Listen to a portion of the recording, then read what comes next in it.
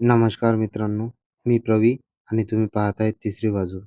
लग्नात लाखो करोडो रुपयांची उधळपट्टी करणारे, महागड्या गाड्यांमधून मिरवणूक काढणारे आणि पाहुण्यांना चांदीची नाणी वाटणारे अनेक जण तुम्ही पाहिले असतील. लग्नात बडेजाव दाखवणे ही आजकाल फॅशन झाली आहे. पण आपल्या आनंदाच्या क्षणी संपूर्ण गावाची काळजी वाहणारा आणि अख्ख्या गावाच्या कोट्यावधीचा सुरक्षा कवच देणारा नरदेव तुम्ही कधी पाहिलंय का?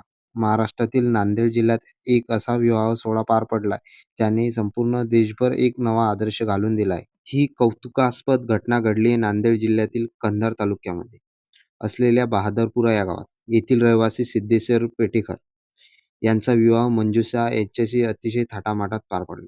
पण हा लग्न सोहळा केवळ दोन कुटुंबाच्या आनंदापुरता मर्यादित नाही राहिला. सिद्धेश्वर यांचे मोठे भाऊ अनुप पेठेकर आणि त्यांचा संपूर्ण पेठेकर कुटुंबाने मिळून एक अद्भुत निर्णय घेतला.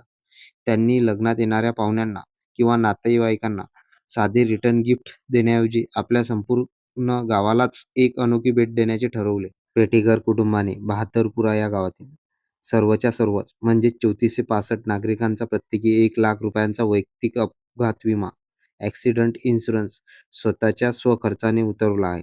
याचा अर्थ असा की एका निर्णयामुळे संपूर्ण गावाला तब्बल 34 कोटी रुपयांचे सामूहिक सुरक्षा कवच मिळाले आहे.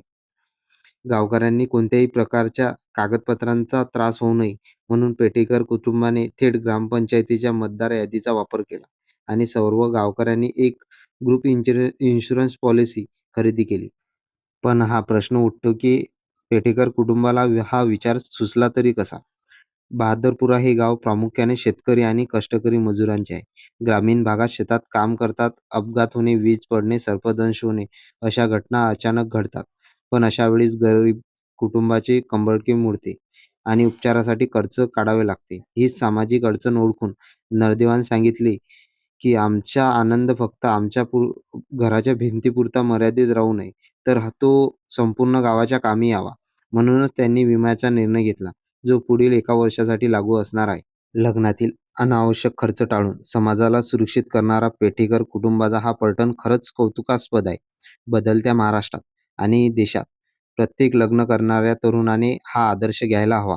तुम्हाला पेठेकर कुटुंबाचा हा ऐतिहासिक निर्णय कसा वाटला? तुमच्या मते लग्नाला असा खर्च करणे योग्य आहे का? तुमच्या प्रतिक्रिया कमेंट बॉक्समध्ये नक्की कळवा.